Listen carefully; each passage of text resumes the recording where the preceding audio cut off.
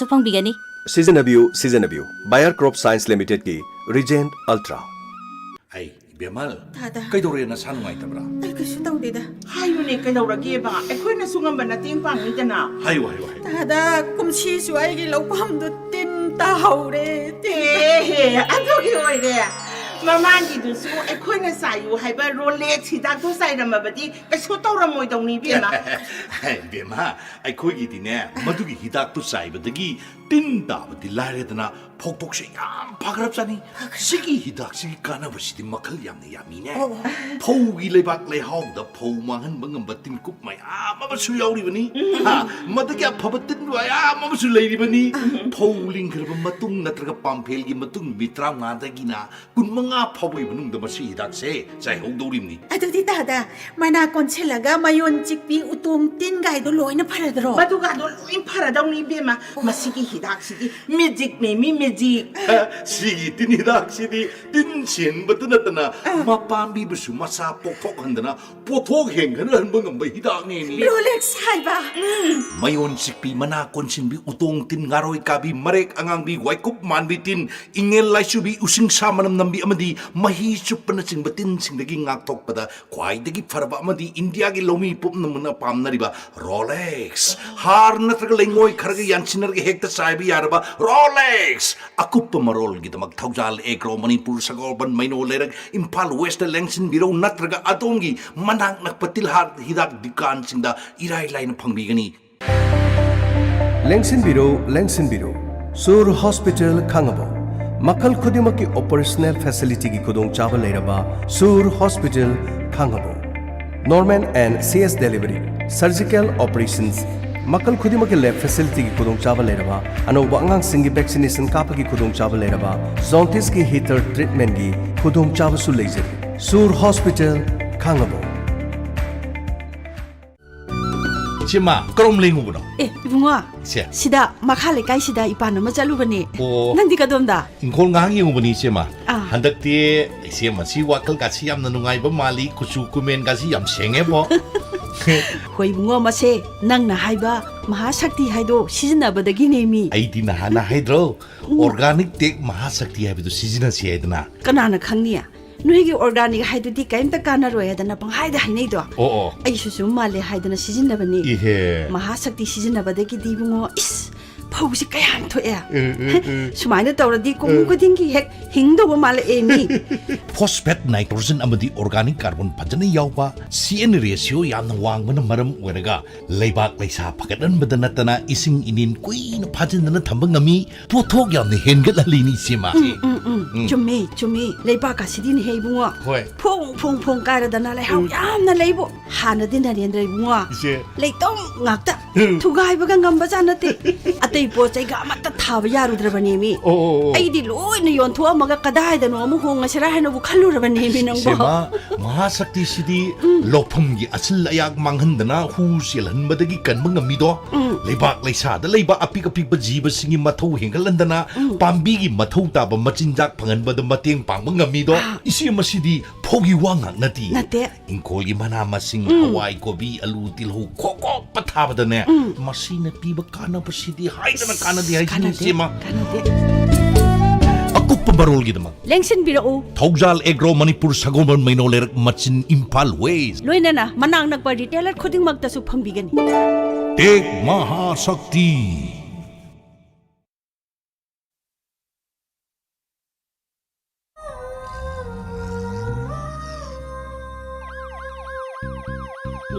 लाकले inspector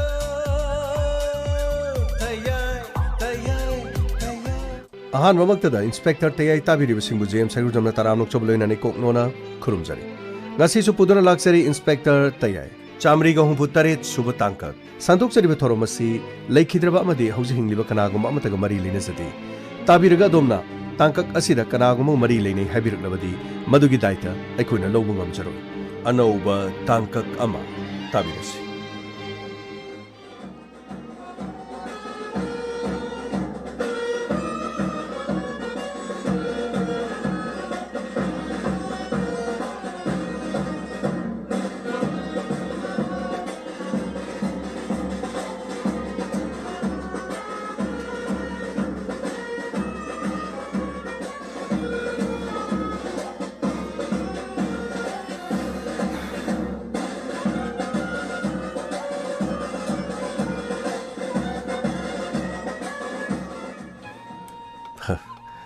ngasidi thono phajakre nahan makai aina ubadagi ayu wakhal na karino ngasine hek ihen hen magi wanid kaino haisibo nahan makai di amuk to udabra haisibo adugi wana tira aina sum yengda lohung bonumit oi tori ra kaino ngasina khwaidigi hena phajabai wanida yare ba mayam maruma panglak pasingdo makoina pithakpa yudusu loina thakpra haisibo aina thakena thakona tira mayam sum pullabanina kitang kitang sum pirakpadagi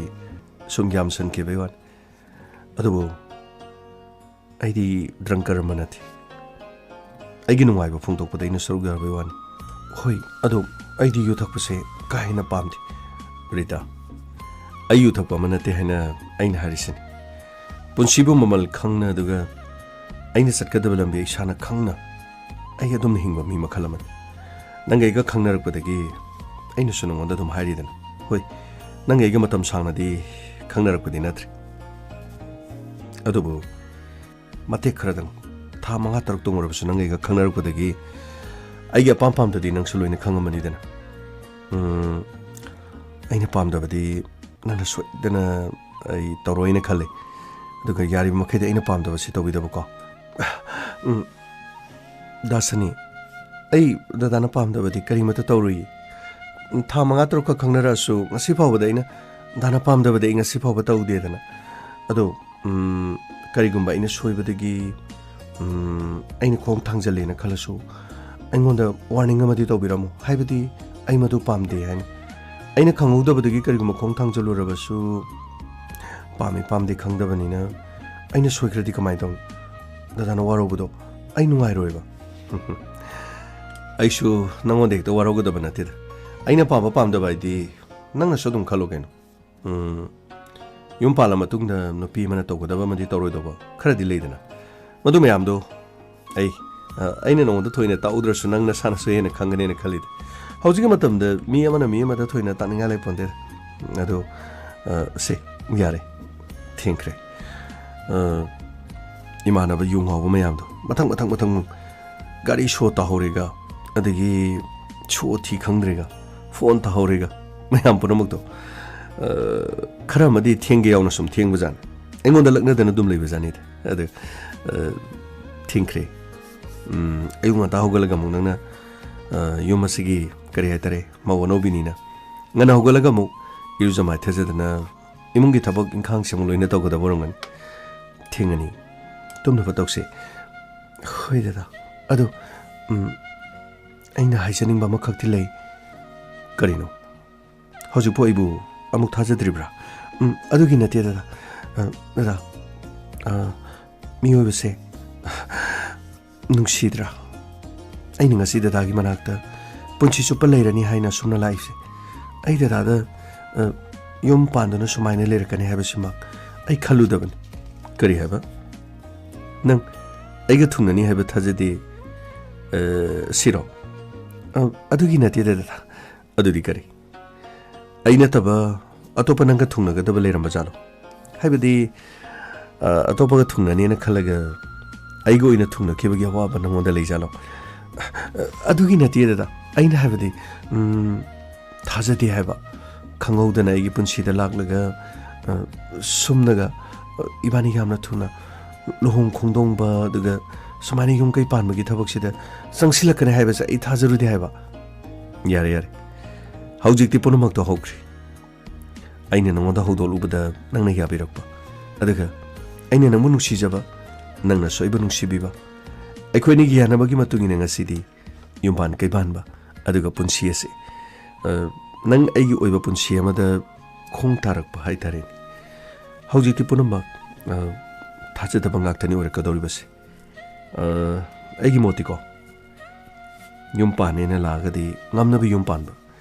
aduga masidagi henmane ai atopa mata pamti nang aigi sonaba su pamti kainaba su pamti leminarabani na nong phado khajikdang nangnar ku matamda su warongnaba saunaba lakpado aidi pamti aina haibadu kaubigan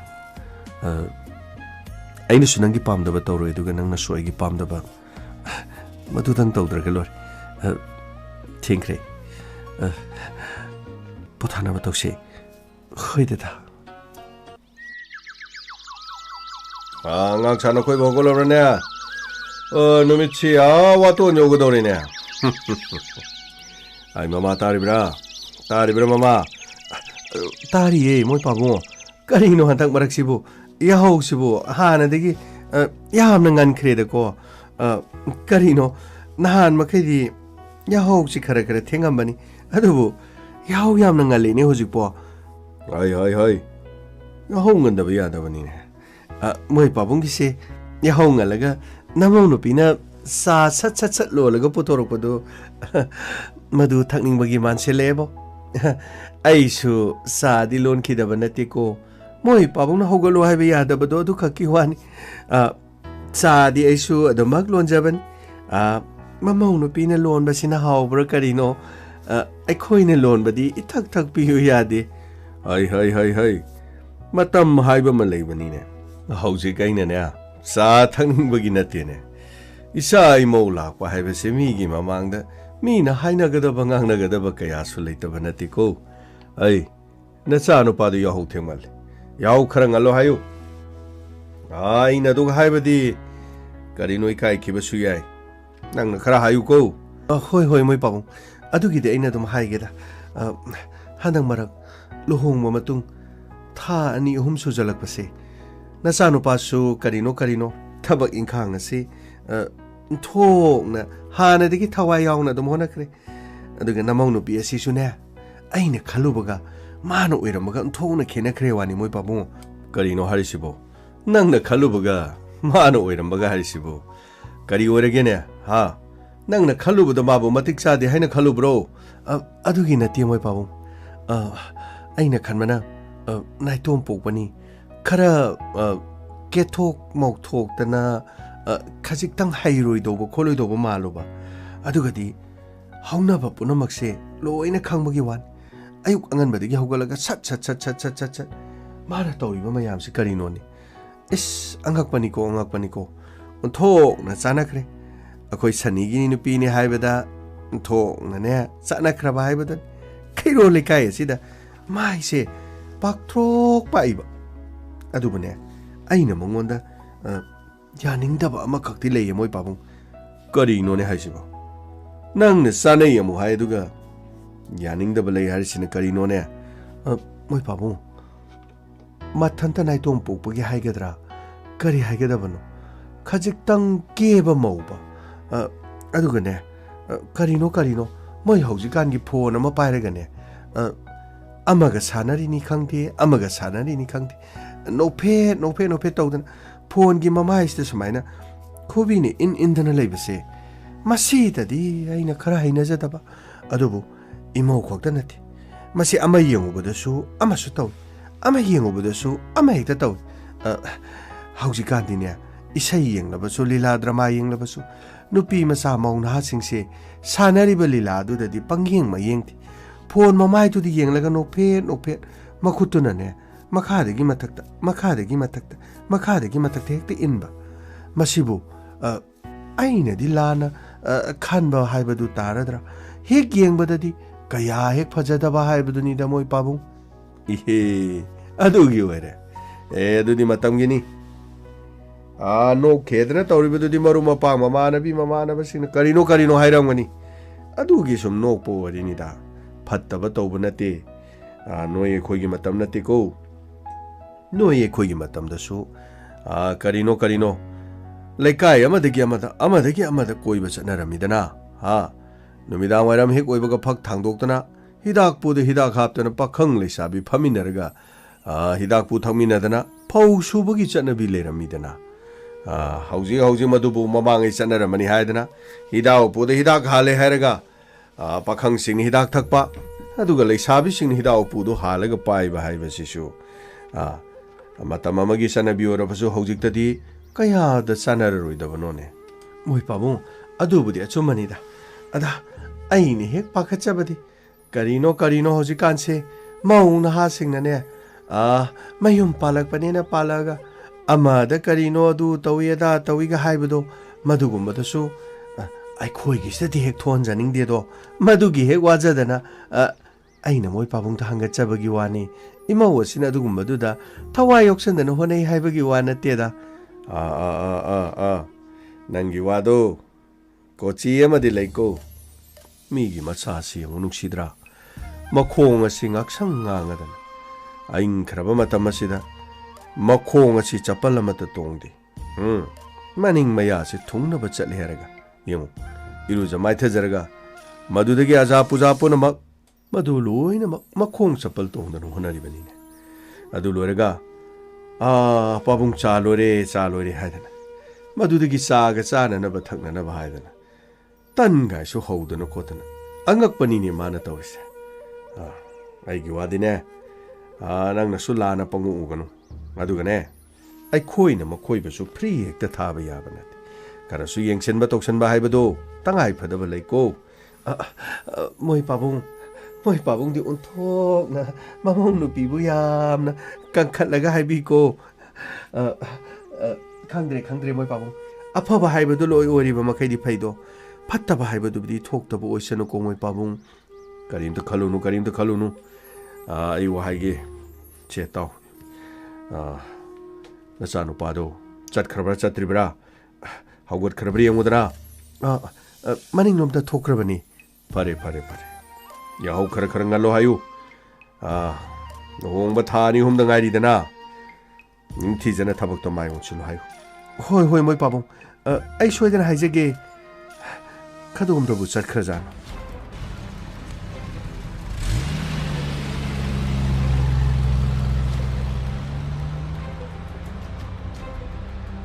ꯈꯔ ꯊꯨꯔꯣ ꯑꯝꯇ ꯊꯨꯔꯣꯅꯦ ꯍꯣꯁꯄꯤꯇꯥꯜꯒꯤ ꯕꯣꯏ ꯅꯈꯣꯏ ꯁꯣꯝꯗ ꯑꯝꯇ ꯅꯣꯏ ꯏꯟꯅꯕꯗꯣ ꯑꯝꯇ ꯄꯨꯔꯛꯑꯣ ꯁꯣꯝꯗ ꯑꯁꯣꯛꯄ ꯑꯃ ꯂꯩꯔꯕ ꯑꯝꯇ ꯏꯟꯖꯟꯁꯦ ꯂꯧ ꯈꯤꯇꯪ ꯊꯨꯔ ꯇꯥꯔꯤꯕ꯭ꯔꯥ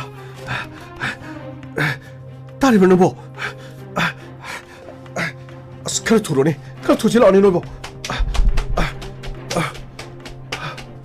ꯍꯥꯏ ꯃꯃꯥ ꯀꯔꯝ ꯇꯧꯅꯤ ꯇꯧꯔꯤꯁꯤꯗꯤ ꯀꯔꯝꯍꯥꯏꯅ ꯇꯧꯅꯤ ꯃꯣꯏ ꯄꯥꯕꯨꯡ ꯃꯅꯨꯡꯗꯗꯤ ꯏꯟꯁꯤꯟꯈ꯭ꯔꯦ ꯀꯔꯤꯅꯣ ꯑꯩꯈꯣꯏꯗꯤ ꯂꯣꯏꯅꯃꯛ ꯃꯅꯨꯡꯗ ꯆꯪꯕꯗꯤ ꯌꯥꯗ꯭ꯔꯦ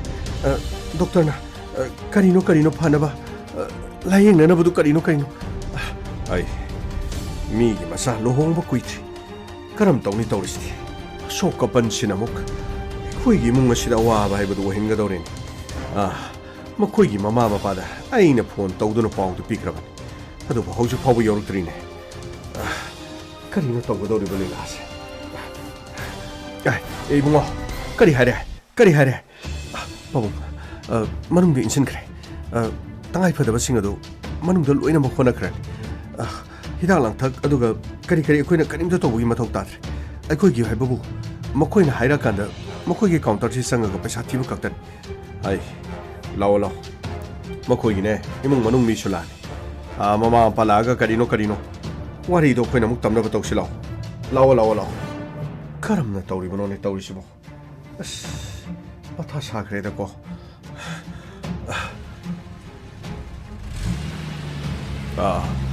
ꯒꯥꯔꯤ ꯑꯃ ꯂꯥꯛꯑꯦ ꯃꯈꯣꯏꯒꯤ ꯃꯃꯥ ꯃꯄꯥ ꯃꯥꯜꯂꯦ ꯃꯥꯅꯤ ꯏꯁꯦ ꯗꯤꯅꯣ ꯁꯣꯝꯗ ꯂꯥꯛꯑꯣ ꯆꯥꯎꯕꯤ ꯁꯣꯝꯗ ꯂꯥꯛꯑꯣ ꯇꯥꯗꯥ ꯑꯉꯥꯡꯕꯨ ꯃꯅꯨꯡꯗ ꯄꯨꯁꯤꯟꯈ꯭ꯔꯦ ꯇꯉꯥꯏ ꯐꯗꯕꯁꯤꯡ ꯑꯗꯣ ꯗꯣꯛꯇꯔꯁꯤꯡꯅꯅꯦ ꯀꯔꯤꯅꯣ ꯁꯣꯏꯗꯅ ꯍꯥꯏꯔꯅꯤ ꯍꯤꯗꯥꯛ ꯂꯥꯡꯊꯛ ꯂꯩꯕꯒꯤꯁꯨ ꯃꯊꯧ ꯇꯥꯗꯦ ꯍꯥꯏꯔꯤ ꯀꯔꯤꯅꯣ ꯌꯦꯡꯕ ꯇꯥꯔꯦꯗꯅ ꯑꯩꯈꯣই ꯂꯥꯏ ꯈꯨꯔꯨꯝꯃꯤꯟꯅꯔꯁꯤꯀꯣ ꯑꯗꯨꯒ ꯇꯥꯗꯥ ꯃꯇꯧ ꯀꯔꯝꯅ ꯊꯧꯗꯣꯛ ꯑꯁꯤꯕꯨ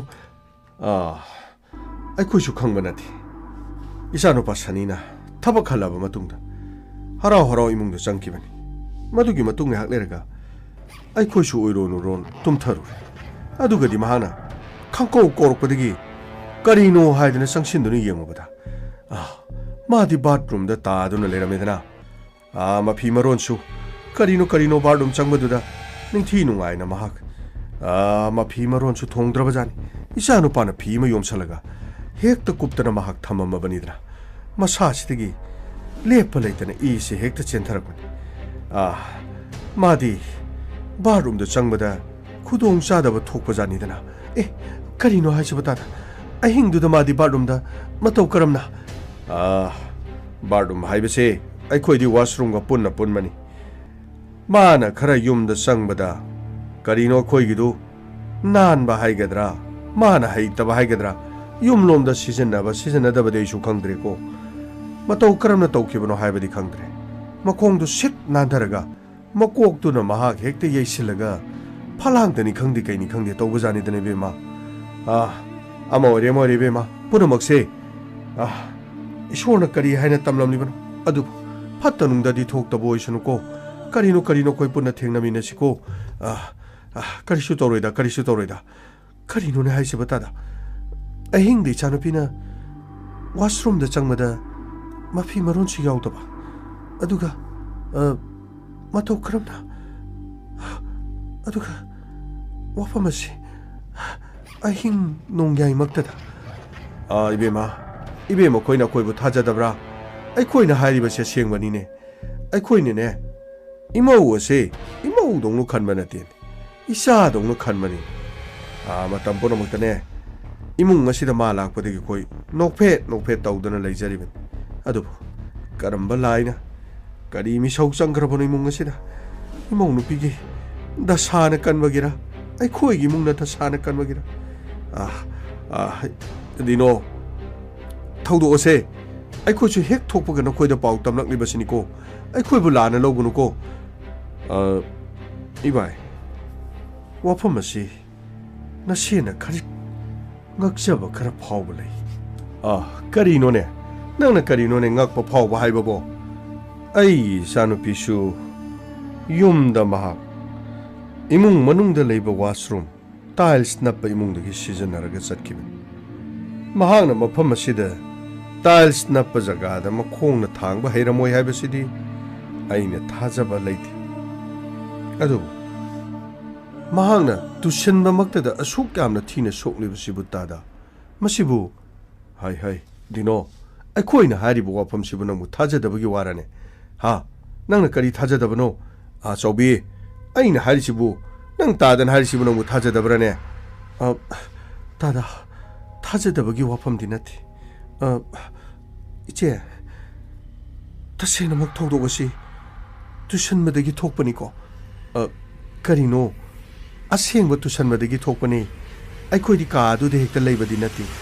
अखोइसु मथा कादा लेबदगी इसानुपाना लाउरकपदगिने हाथो पाखतनने चेंथरकलिबा ओइरमलिबा फिबमदु उबदने अखोइसुने कयादा नुवाइते मदुदगिने हॉस्पिटल गाड़ी थौदोगा पर लाइबन गाड़ी थौना नखोइदा पाउ तमदना नखोइदा पाउ पिरिबदुनि बेमा से फतनुंदा थोक्त्रबदि फनिदा करिनो तौगदोरिसिबो करम तौनी तौरिबा लीलास डॉक्टर ने करी मुहायरकदोरिबा तौरिबसे असमयाम लाखरो करिनो बोट की थाबन दाम चोंखरे लाखरो योक्सलबगा थाबन चोनिंगमगको अस सी मतांग याव असिदे अमुक अस मुस्कला मुनिंग सिंगलेने करिनो मागे थुमयाकपि मनंगी वारी मलैबदो मुनिंग सिंगेदो अस करिनो मंत्री मंदोन पुनमक लेबाक सिगे मी पुनमक थाबन चोंखरे हदकि थाबल सु खरा फ्री थागने हायबनिना थाबल दि खरा सोंग यागदब माले पाखंग लेसाबि सिंग कोरोना की सही अनि थाबन सोंगौदब सिंगदो हदकि लोइना सोंग यागनि गो अस लाखरो से आइना करिनो आइगी थुन डांस तावगी गो असी चुम्बा चोंगमगी स्पीकर द थारबनि मैम लाखरो पिसा लाखरो राहुल करिनो मैम लाखरो थाबन चोंगसे करिनो अस करिनो मंत्री एमएलए पुनमक सोंखरबनि से अस सोंगसे हाय अस नुंगाइते मथंगी सही में तौगेदा सियारे अस सिदे कोनारे नी ने सिदे अस हाय करिनो सिदे खोदि बोट का दबा खोगी वादी करिसो लाइते अकाबदो खोगी निको लेबा मियाम गिनी मैम चोंगसे ला पिसा लाखरो मैम राहुल लाखरो करिनो नंग थैदुबो मीना बोट काबगी चोंगा करिनो बा नंगना थादबदु कारब्रो अस आइना थादबदु कादबा करिसो लाइतेदा करिनो मखोय खता नुंगाइबि याब्रो मंत्री मंडल सेंचो थाबल चोंगबद हाइरा याम यारो मेने करिनो ने असे चोंगबदो मखों मखुट कादो से सुमाइने तरगा हाइतबसो दम यावइदनको अस चोंगदबनि लाओ पिसंग लाओ ने करिनो थाबल चोंगसे लाओ ने खा ngै लाइ song at sida ha ha ha ha ha as krino nang inaning do tum thok song do bo as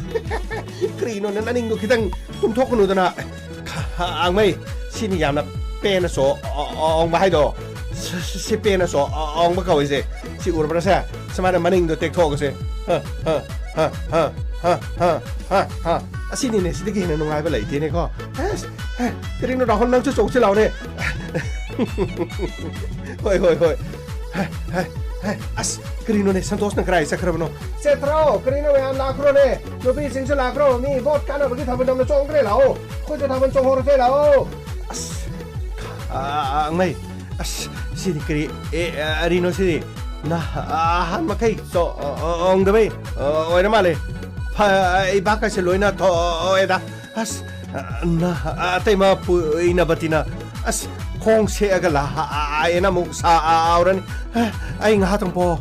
ta ge ko as krino ne ta bisa nang si bo song mu da na ma ta ngai ri krino ne te hai lak tring de khar song o se krino as bot ki ne na krino as da as aka ba su ka da ba su krino ko gi ngak ta ni da nu ngai ba he ra ka lo re da as krino khang de da krino khoi na bot ka re khoi na bot komme khoi na bot kare khoi na bot komme sidagi di si ngak ni mayam nungai do praja mayam loi nungai ha se ko sidagi ni nungai ba nga to ore se wakat pagi wadi loi na to se ko paisa loi na lok thok khrabani na ko lambi sem de adu tau de da tau de adu gi phabak ti to se krino khoi da su complain na ma la ka da lai de da khoi gi wadi ke sam na thok ta ba crime yam na thok ta ba krino thabal gu ma ku mai harau de khara thing da ba marak ta police khoi ju sabai de song ma ya na ba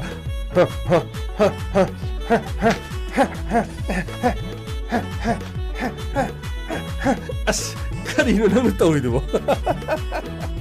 mahabali de le bi yong na chong du male karino ba nang do as karino hai song la di samai na humang ta na song do ni ne humang ta na song di kari dau de no as samai na lengning da gum thaban chong de yam yaw da ne na khoi gi de sta samai na taw do ma khong do samai na kitang leng chen na ga tok do karino samai taw ba ni ne he he he he he asmai na leng do yaw ni adu kana de ba ko se sumai na ning sa loi na tek tho ga sumai na ha ha ha ha ha ha ko na bot kumme ko na bot kare ko na bot kumme ko na bot kare ko na bot kumme na koi gari mu thok jule tang ko nang sei am tang ko thabal non mu thal as na tang thabal song mu si da mo krino ne taw si as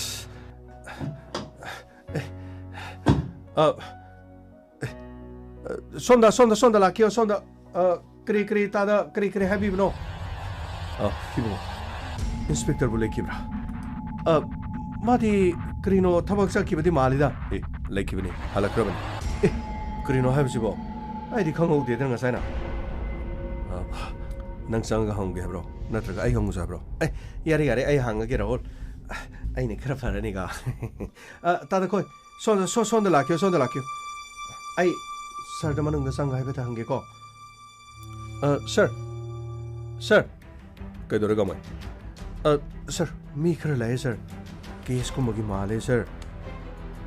board ki khana chena ba yor jala sangolo phagni sir ta da koi sonda sangjan che etema sonda yam nan wai ta da tema kari le de board ki khana chena ba thok pa duga kari ibungo adugumba matanati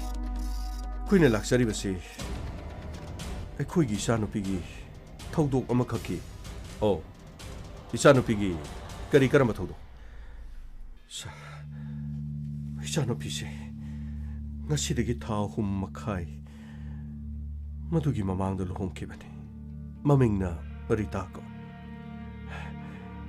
magi mapurui bagi mingna sani ko Manimbok imemal makubong na iboto yam na nungai pe ba imong amata mayum pan man ai ko shu sanu pi mathandan mabu yam na ke thok mok thok na ko ni yok tu mak mi oine na bai ko na shamam atu mak ai ko yaning ba pa ma do thungalam dana mak mayum pan ki tada mayum pan ki ha ba si aning ba pa ma thungan da bai ba si na kari ibung amadudi larik ni thijana tamba loiraga matik chaba thabak amaga tawraga mayum makai pan madu pamkhibani adubu mak lamakhangda nungsinaba amani haidana mak chenkre madudagi tangai padana lohongdaba yadabadi lohong imung manungsu pangwa wa imung sunati imung aduda tha ni homdi mak nungai ba papaw ngaktani mane khoida tamamas ai khoisu harauki isana mayum panbada nungai ba awada palei ta bhai basidi mama mapan madudagi henba kari mata leibana adu tha ahum makhai khare helak matamda imung aduda satnariba niyom niti khara mahakna nongma numidang waira mama phone tawduna ingonda sumna hairaki ema kaidoro jano hey rita kari tawre pabung ai loba lakira hey kari no ne nang loba lakira haisibo kari tawnarage pabung na highway indabagi ai hausi khakta sumningam laktre hey kari no ne nang na hari do ha ai ne nangbu MPhil to hondana ha doctorate o hening dana aina matamadu da khan khibagi wani madugi matam du loi khrene haujikti na yumna kai palabani nangi lambi ama nangi khongpham ama ai nangi aningba lambi ama da nang na sana khanjaraga chalaga haujikpu kari no ne nangna ha lawro lo haibu kari tawrage kari thoge pamung kari su thokpa natte aina sum yum pan base sum palam dra su padongni khalakpa yum pandringe amadi yum palaklaba matungda nupi mana thengnariba nungaitaba thajaba mang adu khalubaga oirakbaga khenaba mayam sing asida sum nasana sum hai kari nungaitaba lere su hayune ha ai sani da wari sage sani da wari sara matungda karino haibado pau phaunaraga karino haina sine karigino nangna ha kari tawrage kari su tawbabudi natte da pau adu oradi karino maramdo hayudana ha marumdo haidana de aina di karamna khangadawri hai wa lot kan aingonda ne asengbodo sasar haigedam kudong thiba ma natraga nungaitaba thogdo ama thokpa haibase ahal laman singda tamba phaban ai khoidigi suggestion lawraga achumba phaba khongthang thangbusu phaidana nasana hena khangnaba wan punchida nangna thangadaba khongthang aine nangonda thoina taningai leba natene hayu kari nungaitaba lei aingonda tamune ha aingonda tamo kaisu leiteda karigino ne aduga nangna aingonda hairibo wadugo ha nangna hainingbudo dongdong haiba yadro pabung ai yarani kona hairagi ai thamagi pabung hai nupi macha nangna hainingbudo dongdong hayune kari nungaitaba leire ha nanga saniga khanaba leirabro natraga nakoi kari thogdok thokpa leire aingonda wafam singodo hairamudana ha karigidamukta lotki khalibano ne nangbo ha nangna aingonda haiba nungaitrabasu namada haigerabasu hayune aingonda haiba nungaitrabasu ha rita kari tawrge nangbo hayune nangbo pabung ai kona ai imaga wari sanazarage pare aduga ne nang haidabadi tawgunuko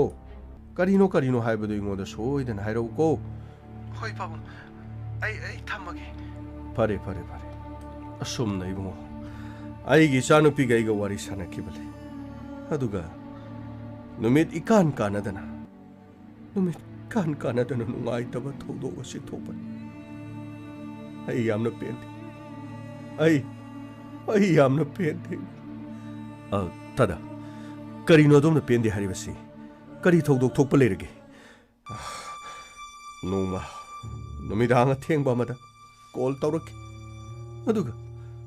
nasanu pi do bathroom da tusale makogadu yeshin madiki pongkai makoina hospital da por ai khoisu khara thuna la o haidana aigi sanu pi gi mane makuna phone tawrak makoina phone tawrak padudi ai khoi ani su para hospital adu da chatpa matam nati layeng bini haidana manung da pusanduna lera ꯑꯗꯨ ꯃꯍꯥꯛꯕꯨ ꯀꯟꯅꯅꯕꯒꯤ hospital ꯑꯗꯨꯗ ꯗꯣꯛꯇꯔꯁꯤꯡꯅ ꯀꯟꯅ ꯍꯣꯠꯅꯔꯤ ꯑꯗꯨꯕꯨ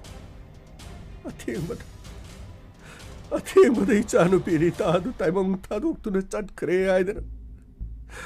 ꯗꯣꯛꯇꯔꯅ ꯍꯥꯏꯔꯛꯈꯤ ꯃꯗꯨꯗꯒꯤ ꯄꯦꯟꯈꯤꯗꯦ ꯑꯩꯈꯣꯏꯅ ꯀꯔꯤ ꯃꯇꯧ ꯀꯔꯝꯅ ꯊꯧꯗꯣꯛ ꯑꯗꯨ ꯊꯣꯛꯄꯅꯣ ꯍꯥꯏꯅ ꯍꯪꯂꯕꯁꯨ ꯃꯈꯣꯏꯅ ꯍꯥꯏꯔꯤꯕ ꯋꯥꯗꯨ ꯁꯦꯝꯖꯤꯟ ꯁꯥꯖꯤꯟꯗꯨꯅ ꯍꯥꯏꯕ ꯃꯥꯟꯕ ꯑꯗꯨꯒ ꯃꯆꯥꯅ ꯑꯃ ꯍꯥꯏ ꯃꯄꯥꯅ ꯑꯃ ꯍꯥꯏ ꯃꯃꯥꯅ ꯑꯃ ꯍꯥꯏ ꯊꯥꯖꯕ ꯑꯃꯠꯇ ꯂꯩꯇꯦ ꯑꯗꯨ ꯑꯩꯅ ꯈ꯭ꯋꯥꯏꯗꯒꯤ ꯉꯛꯂꯤꯕꯗꯤ ꯃꯈꯣꯏꯅ ꯍꯥꯏꯕꯗ ꯏꯆꯥꯅꯨꯄꯤꯗꯨ ꯑꯍꯤꯡ ꯑꯗꯨꯗ ꯋꯥꯁꯔꯨꯝ ꯆꯪꯕꯗ ꯃꯐꯤ ꯃꯔꯣꯜ ꯑꯃꯠꯇ ꯌꯥꯎꯗꯅ ꯇꯨꯔꯒ ꯁꯣꯛꯑꯒ ꯂꯩꯔꯝꯃꯦ ꯍꯥꯏꯕ ꯋꯥꯐꯝꯁꯨ ꯌꯥꯎꯏ ꯋꯥꯐꯝ ꯑꯁꯤꯁꯨ ꯍꯣꯁꯄꯤꯇꯥꯜꯗ ꯂꯥꯌꯦꯡꯂꯤꯕ ꯗꯣꯛꯇꯔ ꯑꯗꯨꯗ ꯑꯩꯅ ꯆꯪꯗꯨꯅ ꯍꯪꯂꯨꯕ ꯃꯇꯝꯗꯁꯨ ꯗꯣꯛꯇꯔ ꯑꯗꯨꯅ ꯑꯃꯨꯛ ꯄꯨꯈꯠꯂꯛꯄ ꯃꯇꯝꯗ ꯈꯨꯗꯛꯇ ꯃꯍꯥꯛ ꯌꯦꯡꯍꯧꯏ ꯑꯗꯨꯕꯨ ꯄꯨꯈꯠꯂꯛꯄꯗ ꯏꯃꯨꯡꯗꯒꯤ ꯃꯣꯝꯄꯥꯛ ꯐꯤꯗꯛꯀꯨꯝꯕ ꯐꯤ ꯑꯃꯅ ꯌꯣꯝꯁꯤꯜꯂꯒ ꯄꯣꯔꯛꯏ ꯃꯁꯥꯒꯤ ꯍꯥꯟꯅ ꯁꯦꯠꯄ ꯃꯐꯤ ꯃꯔꯣꯟ ꯌꯥꯎꯗꯦ ꯍꯥꯏꯕ ꯋꯥꯐꯝꯁꯤ ꯕꯥꯠꯔꯨꯝꯗ ꯆꯪꯕꯗꯕꯨ ꯑꯦꯅꯤꯋꯦ ꯃꯍꯥꯛ ꯋꯥꯁꯔꯨꯝ ꯆꯪꯕꯗꯨꯗ ꯃꯐꯤ ꯃꯔꯣꯟ ꯌꯥꯎꯗꯕꯅꯤ ꯍꯥꯏꯅ ꯂꯧꯔꯁꯤ ꯑꯗꯨ ꯑꯣꯏꯔꯕꯗꯤ ꯃꯍꯥꯛꯀꯤ ꯃꯐꯤ ꯃꯔꯣꯟ ꯑꯗꯨꯗꯤ ꯑꯩꯈꯣꯏꯅ ꯌꯨꯝꯗ ꯆꯠꯇꯨꯅ ꯌꯦꯡꯕꯗ ꯋꯥꯁꯔꯨꯝ ꯑꯗꯨꯗꯤ ꯌꯥꯟꯗꯨꯅ ꯂꯩꯔꯝꯕꯁꯨ ꯊꯦꯡꯅꯗꯦ ꯃꯗꯨꯅ ꯀꯅꯥꯅ ꯂꯧꯁꯤꯜꯂꯤꯕ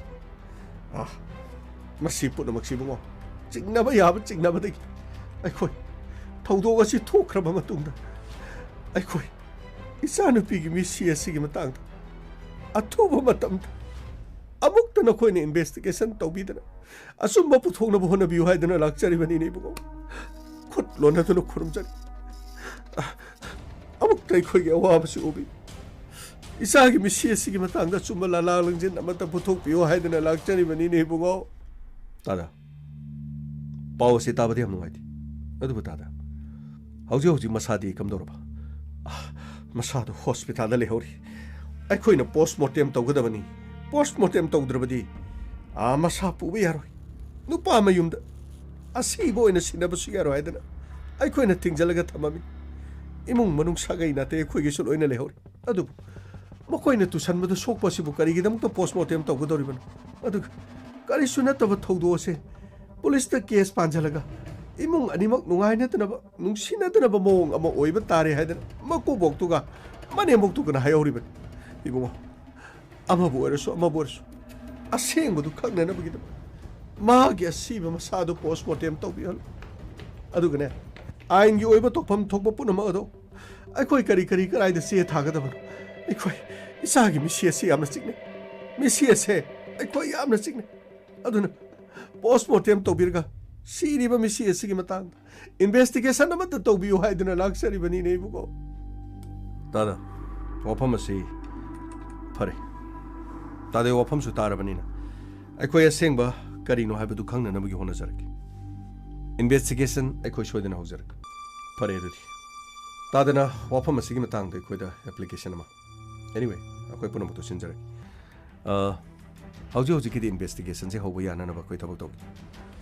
ꯑꯗꯨꯒ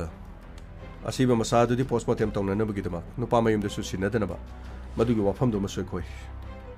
ꯇꯉꯥꯏꯐꯗꯕ ꯀꯣꯔꯠꯀꯤ ꯄ꯭ꯔꯣꯁꯤꯗꯔ ꯄꯨꯝꯅꯃꯛꯇꯨ ꯑꯩꯈꯣꯏ ꯍꯣꯠꯅꯖꯔꯦ ꯑꯗꯨꯒ ꯅꯨꯄꯥ ꯃꯌꯨꯝꯗꯨꯗ ꯆꯠꯂꯒ ꯍꯧꯖꯤꯛꯃꯛ ꯑꯩꯈꯣꯏꯅ ꯆꯠꯄ ꯌꯥꯅꯅꯕꯒꯤꯗꯃꯛ ꯑꯩꯈꯣꯏꯗ ꯑꯦꯗ꯭ꯔꯦꯁꯇꯨ ꯄꯤꯕꯤꯔꯣ ꯃꯐꯝ ꯑꯗꯨꯗ ꯆꯠꯂꯒ ꯑꯩꯈꯣꯏ ꯏꯟꯚꯦꯁꯇꯤꯒꯦꯁꯟ ꯍꯧꯒꯤ ꯑꯗꯨꯒ ꯄꯣꯁꯠꯃꯣꯔꯇꯦꯝꯒꯤꯁꯨ ꯇꯉꯥꯏꯐꯗꯕꯁꯤꯡ ꯑꯗꯨ ꯇꯧꯒꯤ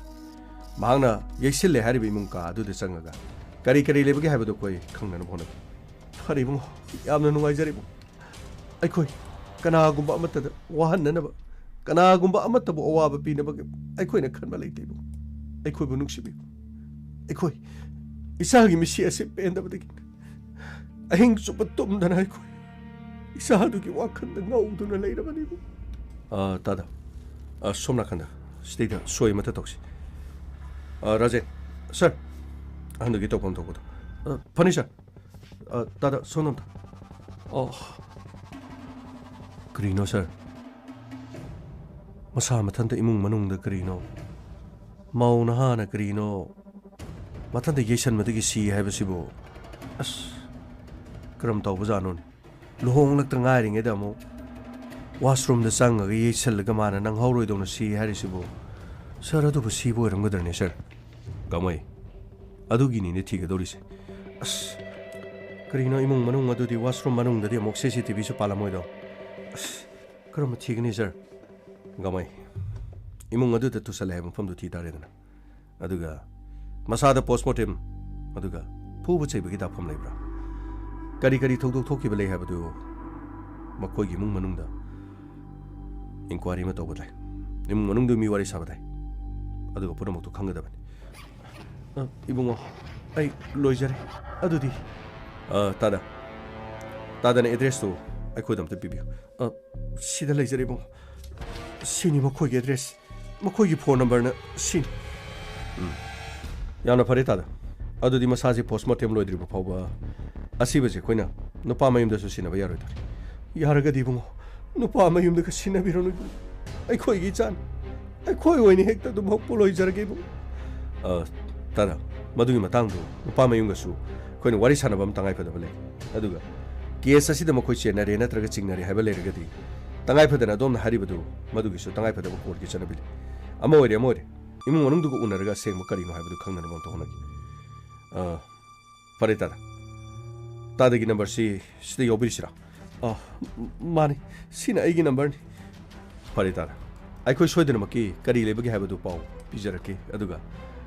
makha thaba du kari no khanars hauji gi de dom satpi bi yara imung adu de salaga ko investigation aduga tholiba thodo si matang da kari lebagi haiba du khangna na honaki pare bu adudi ai khoi yamu pare tada lo sasila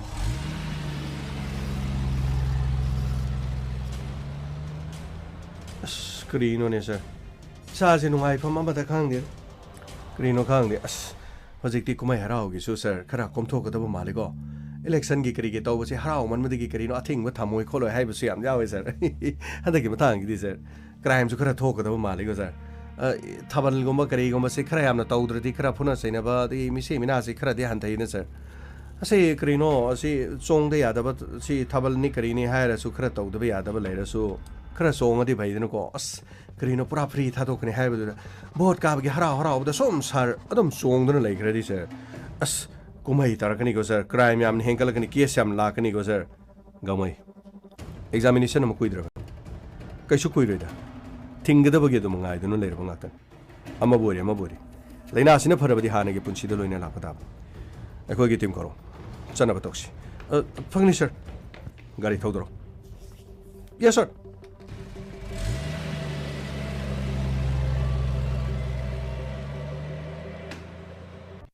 mung adu su arai bi mung nathi mama mapa du sungang na ba sang na ba mate ya gari togani tawri bse ai khoi ni mung si da imong nu pi du ba khoi me yam sang na hat pani hai dana ai khoi bu iral si ga dori bra khang de asi ba masa du postmortem taw da ba yaroi adu taw ba yaroi ada taw ba yam na lu khre ni tawri mama mapa du hai ba da ai khoi ni ngang da thoi na ta din ai khoi na hari bu wapam sibu semjin sajin ba toksin na bani na makoi na khalli laibak thiba khudong thiba hai basi mi hi magi punsi de hekta mak thok pa yaba to sin ba khusin khunan thok hai basi hekta thui bani da adu kari no makoi gi mama ma pana makoi na khalli bu du kari no ni mama khangdi moi pabo namong no pido moi pabo na di unthong na lu na sa na nuksi na thambiri ba aduga mama ga mapa ga duna ngang thorok pong ngang sangang duna karino ai khoi na thina tati na tawbi bagi mawong ai khoi ba makhoi na lana uraga ngang ni ba karino khangdre da na sanu pa do hospital adu da lew ai khoi ni yum masita lai karino tangai phada ba si ba masa do poloi da na tawpham thokpa sing adu sat tawbi ya ba su leitri ne karino hoje khoi na tawgo dori ba sibo mama do wa ngang na ba yadri ba duni ne khwaidigi luri badi maduni ne karino police case ka tawro ka dori bra karino ai na singna ba khara su leine adu ai khoina lan badi leite dana nanga igen onsin duna halu badi na te hari ba adu karino ni mo khoina khalli bo wakhan du gyana ma ta adren gari thojala mani police ni mo khoina thajalak ba soidin oirangman kari haraga dori ba 너 정지라. 윤치미 레비 브로. ꯌꯨꯝꯕꯨ ꯂꯩꯔꯒꯗꯤ ꯃꯄꯥꯟ ꯑꯝꯇ ꯊꯣꯛꯄꯤꯔꯛꯑꯣ ꯌꯦꯡꯉꯣ ꯌꯦꯡꯉꯣ police ꯊꯥꯖꯜꯂꯤꯕꯁꯤꯅꯤ ꯀꯌꯥꯗ ꯉꯝꯈ꯭ꯔꯕꯅꯣꯅꯦ ꯑꯃꯨꯛꯇ ꯊꯣꯛꯄꯤꯔꯛꯑꯣ 이봉호 ꯑꯩꯈꯣꯏ ꯂꯩꯖꯩ ꯀꯔꯤ ꯃꯇꯥꯡꯒꯤꯅꯤꯅ ꯇꯥꯗ ꯌꯨꯝ ꯑꯁꯤ ꯁꯅꯤꯒꯤ ꯌꯨꯝ ꯃꯥꯅꯤ ꯃꯥꯅꯤ 이봉호 이찬우빠디 호스피탈ꯗ ꯂꯩꯈꯤ 이찬우빠디 호스피탈ꯗ 마디 그리 돌봐 마기 로이나비도 ꯈꯨꯗꯣꯡꯊꯤꯕ ꯊꯧꯗꯣꯛ ꯑꯃꯗꯒꯤ 이몽 ꯑꯁꯤꯗ ꯋꯥꯁꯔꯨꯝ ꯆꯪꯕꯗ ꯅꯥꯟꯊꯨꯗꯅ ꯇꯨꯁꯟꯕꯗꯒꯤ ꯁꯣꯛꯄꯗꯒꯤ ꯃꯍꯥꯛ ꯍꯣꯁꯄꯤꯇꯥꯜꯗ ꯂꯩꯈꯤꯕꯅꯤ ꯍꯧꯖꯤꯛꯁꯨ ꯁꯣꯛꯇꯨꯅ ꯂꯩꯕꯤꯔꯤꯕ꯭ꯔꯥ ꯑꯗꯨꯒ ꯀꯔꯤ ꯀꯔꯤ ꯃꯈꯥꯗꯤ 이봉호 ꯍꯧꯖꯤꯛꯇꯤ ꯂꯥꯏꯕꯛ ꯊꯤꯕꯗꯒꯤ ꯏꯃꯧ ꯅꯨꯄꯤ ꯑꯗꯨ ꯁꯣꯛꯄꯗꯨꯅ ꯃꯔꯝ ꯑꯣꯏꯔꯒ ꯕ꯭ꯔꯦꯟꯒꯤ ꯁꯔꯨꯛꯇ ꯁꯣꯛꯑꯦ ꯍꯥꯏꯕꯗꯒꯤ ꯀꯟꯕ ꯉꯝꯍꯧꯗ꯭ꯔꯦ ꯑꯗꯨꯕꯨ ꯑꯁꯤꯕ ꯃꯁꯥꯗꯣ ꯅꯨꯄꯤ ꯃꯌꯨꯝꯅ ꯄꯣꯁꯠꯃꯣꯔꯇꯦꯝ ꯇꯧꯅꯤ ꯑꯗꯨ ꯇꯧꯅꯤ ꯑꯗꯥ ꯇꯧꯅꯤ ꯄꯨꯂꯤꯁ ꯀꯦꯁ ꯇꯧꯅꯤ ꯍꯥꯏꯗꯅ ꯇꯧꯕꯗꯒꯤ ꯆꯌꯦꯠꯅꯕ ꯂꯩꯕꯗꯒꯤ ꯍꯧꯖꯤꯛ ꯄꯣꯔꯛꯇꯗꯅ ꯑꯩꯈꯣꯏ ꯂꯩ ꯑꯗꯨꯕꯨ ꯌꯨꯝꯗꯗꯤ ꯌꯨꯝ ꯃꯥꯡꯂꯕꯅꯤꯅ ꯑꯩꯈꯣꯏꯗꯤ ꯌꯨꯝꯒꯤ ꯄꯣꯠ ꯆꯩ ꯂꯣꯏꯁꯟꯒꯦ ꯍꯥꯏꯗꯅ ꯂꯥꯛꯏꯕꯅꯤꯅꯦ ꯏꯕꯨꯡꯉꯣ ꯇꯥꯗ ꯊꯧꯗꯣꯛꯁꯤ ꯃꯇꯧ ꯀꯔꯝꯅ ꯊꯣꯛꯄꯅꯣ ꯇꯥꯗ 이봉호 와ꯐꯝ ꯑꯁꯤ 이찬우빠가 이모우 누피가 ꯃꯈꯣꯏ ꯀꯥꯗ ꯅꯨꯃꯤꯗꯥꯡ ꯈꯔ ꯊꯦꯡꯉꯤ ꯑꯗ 이찬우빠ꯅ ꯂꯥꯎꯔꯛꯄꯗꯒꯤ ꯑꯩꯈꯣꯏꯁꯨ ꯆꯦꯟꯁꯤꯟꯗꯅ ꯌꯦꯡꯉꯨꯕꯗ ꯋꯥꯁꯔꯨꯝꯗ ꯇꯨꯁꯜꯂꯦ ꯍꯥꯏꯗꯅ 이모우 누피도 ꯏꯅ ꯂꯩꯃꯥꯏ ꯑꯗꯨꯗ ꯄꯨꯡꯆꯣꯠ ꯆꯣꯠꯇꯨꯅ ꯂꯩꯔꯝꯈꯤ ꯃꯁꯥꯗ ꯃꯣꯝꯄꯥꯛ ꯐꯤꯗꯛ ꯐꯤ ꯑꯃ ꯀꯨꯞꯁꯤꯜꯂꯝꯃꯤ ꯇꯥꯗ ꯃꯁꯥꯗ ꯃꯣꯝꯄꯥꯛ ꯐꯤꯗꯛ ꯐꯤ ꯀꯨꯞꯄꯤꯕꯒꯤ ꯃꯔꯝꯁꯤ ꯀꯔꯤ ꯃꯔꯝꯒꯤꯅꯤ 이봉호 이모우 누피도 와스룸 ꯆꯪꯕꯗ ꯃꯐꯤ ꯃꯔꯣꯜꯗꯨ ꯈꯔ ꯁꯤꯖꯤꯟꯅꯗꯕ ꯑꯣꯏꯔ ꯃꯥꯜꯂꯦ ꯑꯗꯨꯗꯒꯤ ꯏꯆꯥꯅꯨꯄꯥꯅ ꯐꯤꯕꯝꯗꯨ ꯃꯑꯣꯡ ꯆꯥꯗ꯭ꯔꯦ ꯍꯥꯏꯗꯅ ꯃꯣꯝꯄꯥꯛ ꯐꯤꯗꯅ ꯀꯨꯞꯁꯤꯟꯕꯒꯤ ꯋꯥꯅꯤ ꯑꯗꯨꯗꯤ ꯃꯥꯒꯤ ꯇꯨꯁꯜꯂꯦ ꯍꯥꯏꯔꯤꯕ ꯃꯐꯝ ꯋꯥꯁꯔꯨꯝ ꯀꯥꯗꯣ ꯑꯩꯈꯣꯏꯗ ꯑꯝꯇ ꯎꯠꯄꯤꯌꯨ 이봉호 ꯑꯗꯨꯗꯤ ꯑꯩꯈꯣꯏꯅ ꯁꯦꯡꯗꯣꯛꯇꯅ ꯉꯁꯥꯏꯗꯒꯤ ꯆꯥꯝꯊꯣꯛꯇꯅ ꯁꯦꯝꯗꯣꯛ ꯆꯥꯝꯊꯣꯛꯈ꯭ꯔꯦꯕ ꯑꯗꯨꯗꯤ ꯐꯔꯦ ꯀꯥꯗꯣ ꯑꯩꯈꯣꯏ ꯑꯝꯇ ꯆꯪꯉ ꯌꯦꯡꯖꯒꯦ ꯂꯥꯛꯑꯣ ꯀꯃꯥꯏ ꯆꯪꯁꯤꯜꯂꯣ ꯁꯥꯟꯗꯣꯛꯁꯤ ꯐꯅꯤ ꯁꯥꯔ ꯄꯥꯕꯨꯡ ꯀꯔꯝꯕꯅꯣ 이봉호 시다 레리 마파 시다 산토스 뭐네요 파니사 그리노 시디 거기 워스룸 시디 싸우이 해 그리노 이루 자팜수 그리수 그리크라 거기 시디 포렌기 토레트 이니 시디 그리노네 동득이 싱가퐁 거 야오거든요 비라니 거시디 ꯇꯨ ꯇꯧꯕ ꯂꯣꯏꯔꯒ ꯏꯁꯤꯡ ꯀꯥꯞꯄꯗ ꯁꯤꯗꯤ ꯈꯪꯕꯅꯤ ꯆꯤꯡ ꯂꯥꯎꯕꯅꯤ ꯀꯩꯗꯧꯔꯦ ꯀꯃꯥꯏ ꯁꯔ ꯀꯔꯤꯁꯨ ꯇꯧꯗꯦ ꯁꯔ ꯃꯨꯅꯤꯌꯣ ꯐꯒꯅꯤ ꯁꯔ ꯀꯔꯤꯅꯣꯅꯦ ꯃꯈꯣꯏꯒꯤ ꯋꯥꯁꯔꯨꯝꯁꯤꯗꯤ ꯃꯤꯡꯁꯦꯜ ꯑꯄꯥꯛꯄꯁꯨ ꯊꯦꯠꯂꯤꯅꯤ ꯁꯤꯅ ꯀꯔꯤꯒꯤꯅꯣ ꯇꯨ ꯇꯧꯕꯒꯤ ꯐꯝꯕ ꯈꯣꯠꯄ ꯇꯧꯕꯗꯨꯕꯨ ꯑꯃꯨꯛ ꯃꯤꯡꯁꯦꯜ ꯌꯦꯡꯉꯒ ꯑꯃꯨꯛ ꯐꯝꯕ ꯖꯥꯠꯂꯥ ꯀꯔꯤ ꯇꯧꯕꯅꯣ ꯁꯤꯕꯨ ꯈꯪꯗꯦꯗ ꯄꯩꯁꯥ ꯄꯥꯏꯕ ꯃꯤꯁꯤꯡꯁꯤꯅ ꯇꯧꯕꯁꯦ ꯃꯈꯟ ꯃꯈꯟꯅꯤꯀꯣ 그리노네 시나모 아모 이루자 팜시다모 파르다 팔레시나모 그리기노네 시나모 파르다 팔레시나모 그리노네 셔마기세 파르다 레베시다모 마콩도 수마이나 간선게 타오버다 마콩저 판다나 파르다디 예레가 투버자라 서 가마이 오이베 야버도 모네요 아힝데네 아힝데디 바트업다 짱가가 이루자게 하드나 떠롬다버시 아두고 마팜 마시 짱모 마탐다 ꯑꯍꯤꯡ ꯑꯗꯨꯗ ꯃꯥꯅ ꯆꯪꯕꯗ ꯃꯐꯤ ꯊꯣꯡꯗꯦ ꯍꯥꯏꯔꯤꯕꯁꯤꯅ ꯀꯔꯤꯒꯤ anyway ꯃꯨꯅꯦꯌꯣ ꯁꯟꯇꯣꯁ ꯁꯔ ꯑꯌꯥꯝꯕ ꯁꯔ ꯀꯥꯁꯤꯗꯤ ꯂꯣꯏꯅ ꯁꯤꯠ ꯁꯦꯡꯈ꯭ꯔꯕꯅꯤꯅ ꯆꯤꯡꯅꯕ ꯑꯇꯩ 에비ꯗꯦꯟꯁ ꯀꯔꯤꯒꯨꯝꯕ ꯑꯝꯇ ꯂꯩꯇ꯭ꯔꯦ ꯑꯗꯨ ꯑꯣꯏꯔꯗꯤ ꯌꯦꯡꯉꯣ ꯃꯈꯣꯏꯒꯤ ꯑꯁꯤꯗ ꯂꯩꯔꯤꯕ ꯈꯨꯠꯅ ꯄꯥꯏꯅꯕ ꯑꯁꯤ ꯕ꯭ꯔꯁ ꯌꯦꯡꯉꯣ ꯁꯔ ꯑꯁꯤꯗꯤ ꯃꯆꯨ ꯈꯔ ꯑꯣꯜꯂꯦ sir E ꯆꯥꯝꯊꯣꯛꯈꯤꯕꯒꯤ anyway asi paisalo aduga asida paglibe e blood group to rita ge blood group ko manabra haibadu tangai phadana khangnana pung kun mari fawbada di sample punamak loba yan tholiba thodo si kuidri kari lege haibadu yangnana finisher chiranga mada panjom chalo finisher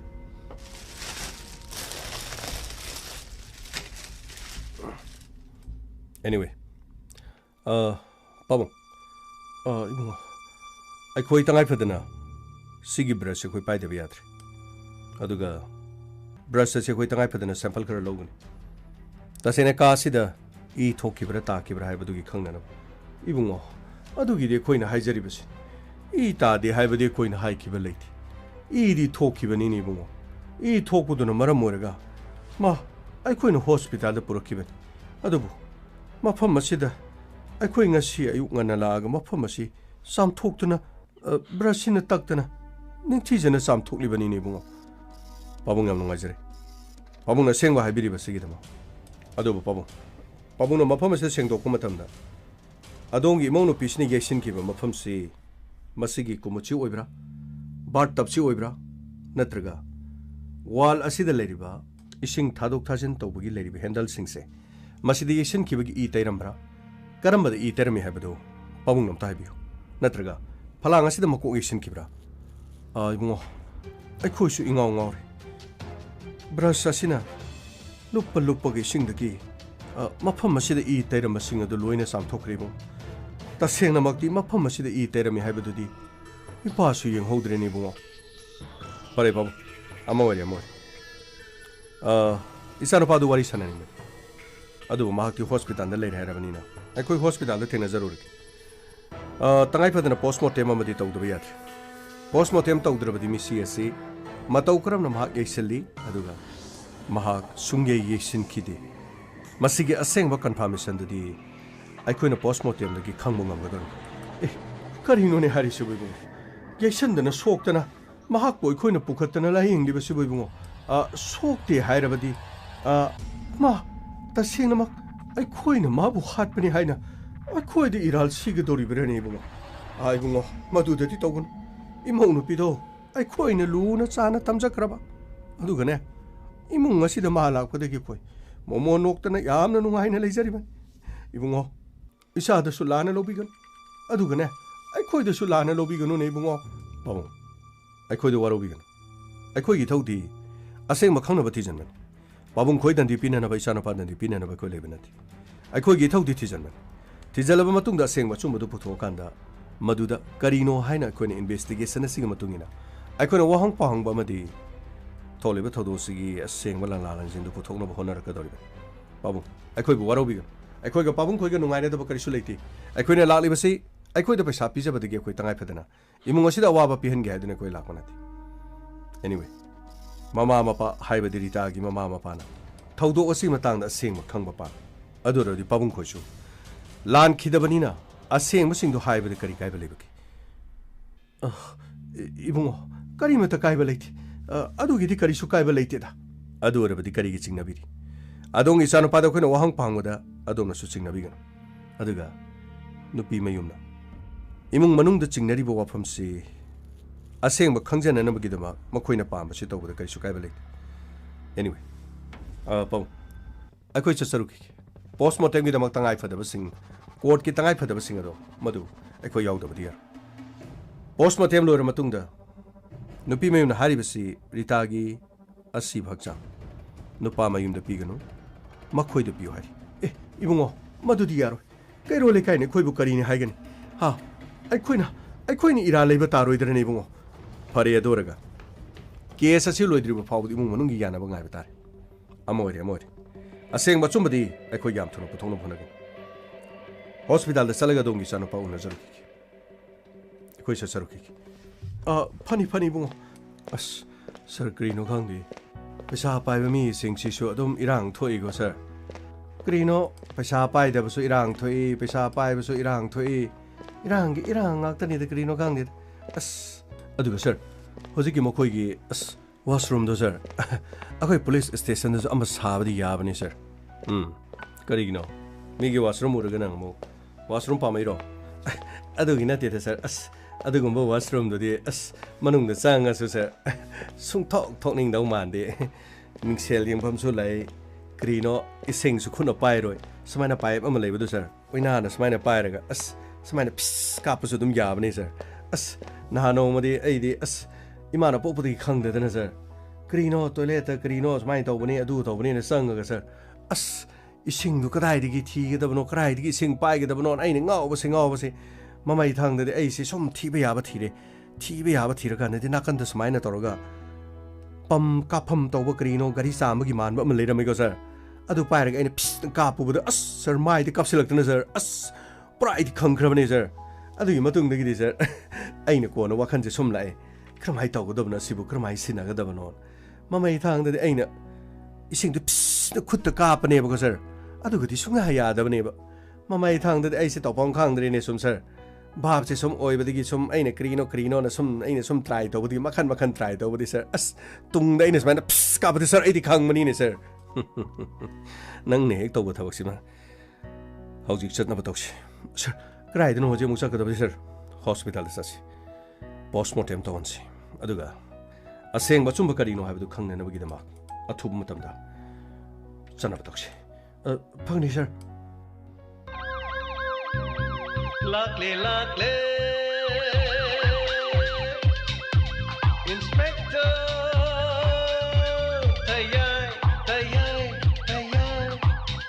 luckily,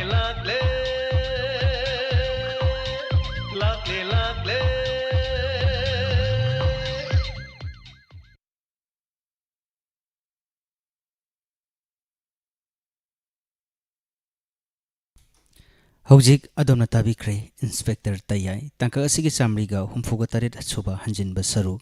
थौरम सदोक्तुना तांजरिबा 91.2 megahertz ता संदोक्सरिबा diamond radio गेनि सुबा थौरम परिंगनी अदोमना हौजिक ताबिरिबसे हौजिक ngaकी मतंगदमक फंगबिगनी अदोमना ngaktang pothaminasi थौरम असिगे लाइव फोन इन प्रोग्राम गी थौरम असिगे मावना मयम अतिनबा ब्रेकरदंग लौजगे ब्रेकि मतुंगदा ngaktang pothaminasi हरिबा थौरम असिगे लाइव फोन इन प्रोग्राम गी थौरम गलना अखै मयम पन्ना उनसी